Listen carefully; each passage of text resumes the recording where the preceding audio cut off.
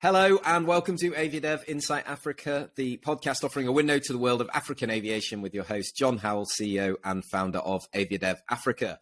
Today, we are going to head back to the mother city, to Cape Town, the host city of AviaDev Africa 2022, to meet two members of the Cape Town Air Access team who've overseen a pretty incredible recovery of connectivity since the effects of the pandemic subsided earlier this year. It seems every time I look at my phone, one of these two people are a new route inauguration, a resumption of air service, or an expansion, and they're now spreading their wings and supporting other airports and destinations in the region to also develop their offering to airlines. So today, our aim is to dive deep into the specifics and take a look at the domestic, regional, and international recovery, and also get a feel for what's missing from the network and what it is that drives the success that the team has seen. So allow me to introduce Paul van den Brink, Aviation Liaison, and David King, the project manager of the Cape Town Air Access team. Welcome to the podcast, chaps. Thanks, John. Thank you, John. It's great to have you with us. Paul, let me start with you. You were on the podcast back in April 2019. That was episode 60, and that was pre-pandemic. Now, since then, there's been quite some change.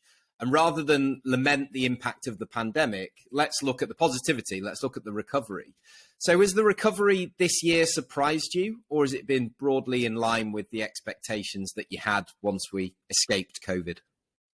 It surprised us, to be honest, because it went way faster than we expected. So capacity-wise, we are currently almost at 100%. From January 2023, capacity-wise, we will be on 100%. And in March, we will be at 118%. And when we talked in 2019, of course, there was new routes were happening. And we are very pleased that also this year we announced 4 new routes, 3 new airlines. So the new routes include Washington and Atlanta from the US. And in Africa, we added Maputo with Airlink. And also Brussels started with Brussels, Belgium. So great additions to our network. And the recovery is really going faster than we expected. So we are very pleased. No, that's great. And that's kind of the top line numbers, but there's been so much movement. I'm struggling to keep track. As I was saying earlier, you guys must have drunk a lot of champagne this year at all those route inaugurations. But David, let me come to you now, and let's look at the domestic market first of all. So let's go domestic, regional, international. From a domestic perspective, even on Friday last week, you inaugurated a new route with Lyft. How are we doing from a capacity perspective? Is capacity now catching up with the demand, or is demand still outstripping supply as we enter the summer season? Thanks, John. Yes, I think for domestic, it's a little bit of a different picture in the South African market, and therefore for Cape Town as well. We had a bit of a blimp in June when Comair went into liquidation. And they were the franchise owner for British Airways, and they operated Kulula as well, the low-cost airline. And that took about 40% out of the market immediately. So the other airlines that are still operating are slowly adding more capacity and catching up, eliminating that deficit. So currently we're sitting at about 80% of our capacity that we had pre-June, July. But we expect it to be close to 90 to 100% come December, January. So the capacity is catching up. Demand is still, I think, outstripping the supply of domestic capacity. That can be seen in the load factors, where we're sitting at about 95% load factors on the domestic market. So the flights are really full. That's good for the airlines. Passengers are struggling a bit to find last-minute flights, but it's not going too badly. And we've seen now in the passenger recovery that we're back to about 73% of 2019 figures, and this will also hopefully increase to about between 80 and 90% during the summer peak season in December and January. Great, and I think that, like you allude to, obviously the airlines are quite happy with the ones that are still operating because, of course, those load factors are high, the demand is high, the yields are good, and they want to be careful to not oversupply the market if we are heading into some sort of recession down there like we have here in the northern hemisphere for sure. So let's look at the regional side then from your perspective, Paul. You mentioned Maputo, and the regional connectivity and the recovery that you've had. But the other thing that we've had is that the Air Licensing Council has been back in action and awarding some new routes and giving a bit more leeway to some of the incumbent carriers that are still operating. So how's that going? Thanks, John. So yeah, we're really excited about Puto because that was one of the largest unserved markets for Cape Town in the region, together with Lusaka in Zambia. So hopefully in the future we can add that destination as well. What we also see is indeed that some of the carriers are adding capacity. We saw that from Luanda increased to Cape Town. They went from 3 flights per week to 6 flights per week. Same for Rwanda Air. Of course, they are operating the route Kigali, Harare, Cape Town. They were also offering 3 flights per week. They've gone to 6 flights as well, with offering the Freedom service. So that's a great development. So we see in the region, indeed, there's more demand, there's more travel, and some markets are really performing well. An example is Zimbabwe. Until 2017, we didn't have any direct route to Zimbabwe. From Cape Town, that has changed, fortunately. So both Vic Falls as well as Harare now have 2 airlines that are serving those markets. And we can see the Zim market has done really well before COVID, but also is recovering really well. And of course, Namibia, where we lost Air Namibia, we can see that Airlink came back. And also, of course, Fly Namibia, they're also offering services to Windhoek. So we can see the market really returned. So we're quite happy about it. And of course, also other carriers are looking at more regional travel, like carriers like FlySaf Air, like Sam Air. They want to operate more services. And in the case of FlySaf, of course, they have been granted to operate more regional flights. So for the entire country, I think it's a very good development, not only for Cape Town, but also for Joburg as well as for Durban. So we are very pleased also with the recovery in the region, and we expect further growth for the next few years as well. Yeah, and the other thing to point out is, of course, the connectivity you have to some of the other African hubs like Nairobi and Addis too. And I believe that Kenya Airways have said they're going to put a Dreamliner on, but that might just be for one frequency. But I'm sure you'd like to see that being made a bit more permanent. Yeah, that's a great development. So indeed, on the 17th of December, they will start 1 flight, I think on a Saturday. And from January onwards till the end of our season, so end of March, they will operate indeed one day a week on the 787. So I think it's also a bit of a try to see if the Cape Town market is responding to it. And of course, connecting via Nairobi to other parts of the continent, as well as to Europe and of course, the flight to JFK. So that's an interesting development, and we want to see that indeed, that it becomes more permanent as well. Great. And David, let me come back to you to talk about the international side of things. We've been talking about it for a long time, all these US flights. So it's great to see those starting up and coming into the market. Give us a bit of an overview of what's happening there, and also just how seasonal the market is. Are these carriers trialing something out for the summer season, or are they committing long-term to the market? Yeah, I mean, our North American services has really picked up, and it's pretty amazing to think that 2019 December, we didn't have any flights to North America, and now by the end of December, we'll have 13 flights a week. So I think that market has really picked up exponentially, and we're looking forward to a great season. And that started with United flying Newark, Cape Town direct in December 2019. And then they actually started when South Africa went through the Omicron situation. They decided to restart the route and continued flying straight through that. And it really showed in their numbers. They were doing very well. So they decided that they would use that service to a year-round service.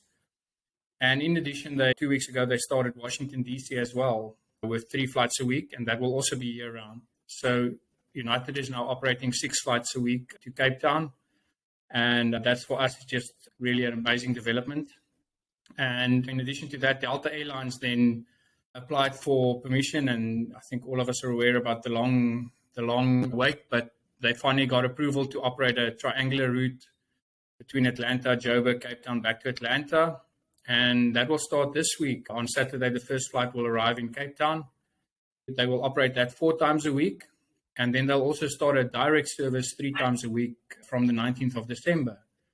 So we will have 7 flights from Delta to Atlanta as well in the upcoming season. And we're really looking forward to that market growing some more. I think there's a lot of space for more growth and more capacity. So we will follow that closely. And yeah, North America has also taken up the second position now in our top 10 markets. They moved from third to second. So I think if you look at the direct flights that we have now, that's really helping to bring more passengers into Cape Town.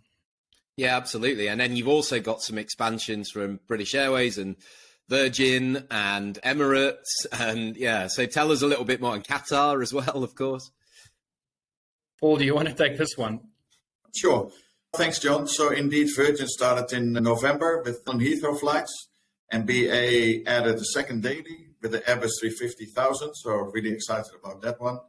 And nice product. Yeah. Yes, totally. And then London Gatwick will return on the 777 as well from the middle of December. So we have 24 flights per week to the UK. As David mentioned, US is our second largest market, but the UK is still our largest, and we expect that will remain for the next few years. So great development. And then indeed from January, Qatar, 6th of January, Qatar will start double daily, and from the 1st of February, Emirates will come back with double daily as well.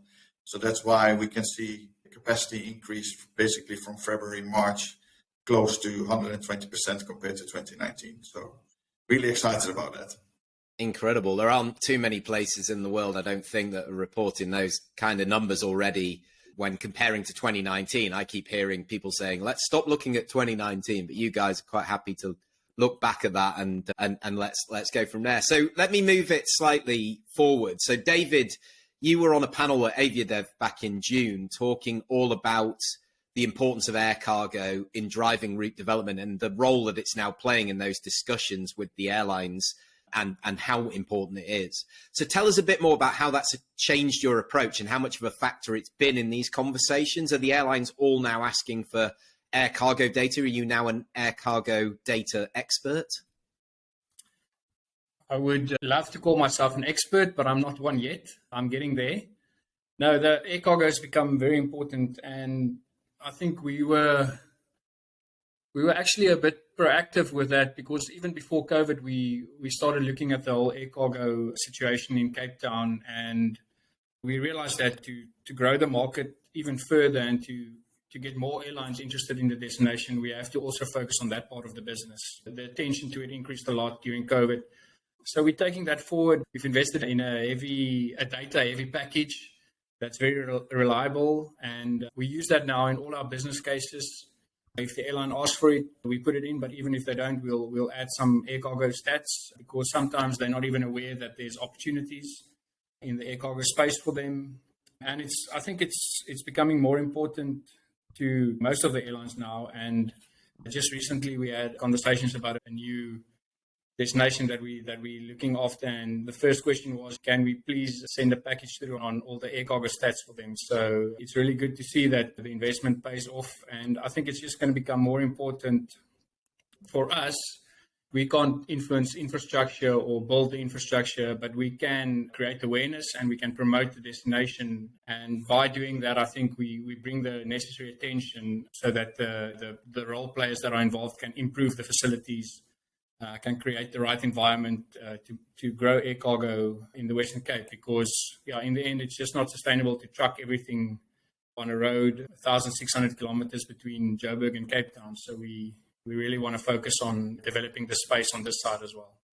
Yeah, and are you finding in those conversations, I'm fascinated to know, like you're kind of presenting these to the airlines as well. You're kind of educating them and saying, you may not be aware, but there is a business case here. And this is what we always talk about AviaDev, is bring the stuff the airline doesn't already have. Bring that secret sauce that is the reason that they will now suddenly sit up and go, okay, we didn't consider it because we were just looking at the passenger loads, but with the belly hold that we've got in a 777 or an A350 or whatever, if you can facilitate filling that, suddenly it makes it a no-brainer. Is that what you're finding? I'm not calling out individual airlines, but you're almost telling them a story they didn't know? I think it happens in some cases because obviously the traditional way, the route planners and the network makers, sits in a different office to the air cargo guys. So I don't think they're not always aware of the situation. Maybe if it's a small airline, it's someone that does both jobs, but in bigger airlines, it's totally separated. So I think we do bring value in that sense, and we do put some attention on the air cargo side. I think Air Belgium is doing quite well. I think they've also let us know that they're filling the belly with a lot of cargo. So I think it helps them in their justification for starting the route. And we've also a few others that also say, I think Singapore Airlines is another one, Paul, that said that they are also doing very well on the cargo. So yes. Like you mentioned, David, every business case that we prepare right now, it needs to include air cargo. So when we indeed go to events, when we're presenting to airlines, the discussion of air cargo is always there. So in the past, of course, the focus was on passengers. It still is on passengers, but the importance of cargo has dramatically increased. So if in the past we maybe looked at 90-10 diversion, or how do you call it, comparison, we now look at 80-20, definitely. So maybe even 75-25. So the air cargo component can't be underestimated. No, absolutely, absolutely. So, Paul, sticking with you, and that's fascinating with regards to the cargo. But let's talk about some of the other airports and destinations that you're working with, because obviously Cape Town Air Access has been lauded through AviaDev, through other platforms for many years since its inception, really. And it's been, 7 years, something like that now, since it started? Yes, exactly. So, yeah, 7 years, right. So talk to us about some of the airports and destinations that you're supporting. How are you helping, and what successes have you delivered for them? Yeah, John, we assisting some airports in the region, indeed. We assisting Victoria Falls, it's a World Bank project. So they came up with a need to further improve the network for Vic Falls, to make the region more the accessible destination in towards the Casa region, which is an entrance point into highlights of tourism destinations. So that development was really working well. And I must say, it's really nice to work with the airports company of Zimbabwe. Really nice people. We just assisted them with data and indeed connecting them to some airlines that saw opportunities for Victoria Falls. So we assisted them also with the business case. How can you make it presentable towards the airlines? What kind of data do you have to use? And that really worked out well. So earlier this year, I think April 2022, Eurowings Discover operated their first flight, also triangular, started with Frankfurt, Windhoek, and from Windhoek to Vic Falls, and back via Windhoek. Firstly, that was a seasonal flight, but that route is doing very well, and that will become a year-round service as well, 3 times per week. So that's great development, not only for Vic Falls, but I think for the entire region. Have better connectivity, and it also shows you that the other connectivity into Vic Falls and the region is improving as well. So more flights from Johannesburg, more frequencies from Cape Town, and also more airlines that operate to smaller destinations in the region. So for example, Mac Air, they operate flights to Maun, they operate more destinations from Victoria Falls, especially for frequent travelers and travelers that want to explore the region. I think is an excellent development that we are seeing. And then, of course, also since about 3 years, we are assisting also the Kruger, Mpumalanga International Airport. They also wanted to have some information and input on potential international connectivity. So also there we developed business cases with them. And in this case, also a real nice team to work with, but also to get traction on the international market. And of course, Eurowings Discover decided to operate that route. And 2 weeks ago, they launched their first flight to Kruger Mpumalanga International Airport.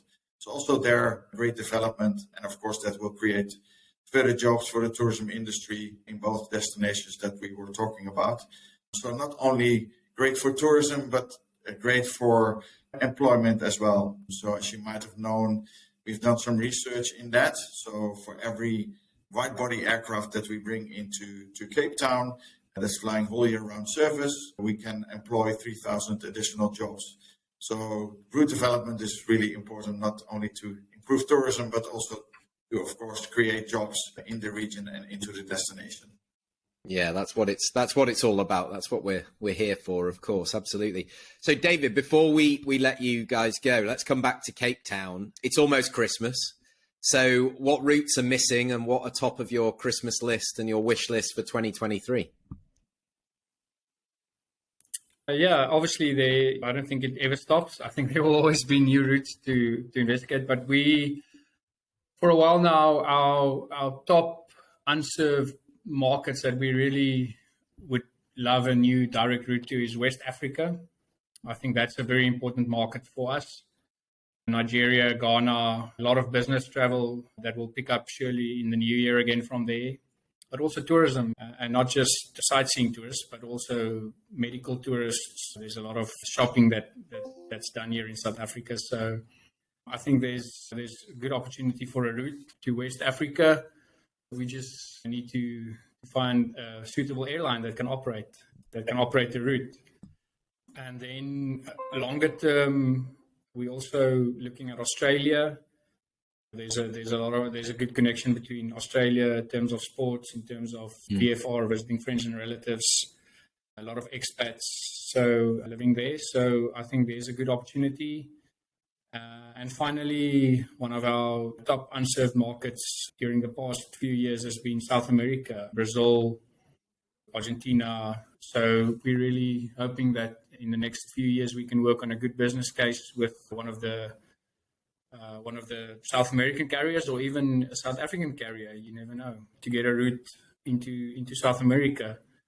For us, it's really incredible to think that you could probably fly that in 6 and 7 hours, but you have to travel to Europe or via Luanda or even Ethiopian, or some people fly with Qatar. Yes. Yeah, we looked at the numbers, and most people this year fly to or from Brazil to Cape Town with Qatar Airways. Wow. So, I mean, that's a 24-hour flight, and it could be done in 6 hours. So, yeah, so I think for us, that's probably in terms of unserved markets, the top three. But yeah, closer to home, we're very interested in Lusaka as well. Zambia remains in our top 15 destinations, and I think it's now the only African destination that's not served in the top 15. So Kinshasa will be interesting as well for the future. DRC for sure, absolutely, and there's a lot going on there. Yeah, I always say there isn't too many routes that you guys are geographically advantaged for, but South America actually is one, isn't it? So that's good. That makes a lot of sense, and best of luck with that. We look forward to supporting that. So before I let you go, obviously we look forward to welcoming you to Nairobi next June for AviaDev, and we're going to soon be launching the bidding process for any destinations or airports that are interested in bringing AviaDev to their destination in 2024. As a partner of ours that's hosted the event 3 times before, and if anybody out there is listening and considering the opportunity, how has hosting AviaDev helped you guys galvanize your stakeholders, recover lost traffic? How's it played a part in what you guys do? Yeah, John, thank you. And the first time we met was actually at AviaDev in Rwanda, Kigali. That's right. And at that event, of course, we met also with Air, and it didn't fly to Cape Town as of yet. And as I explained just now, they improved the route network from 3 to 6. So Rwanda was indeed, our first meeting was at AviaDev in Kigali. So thank you still for those connections.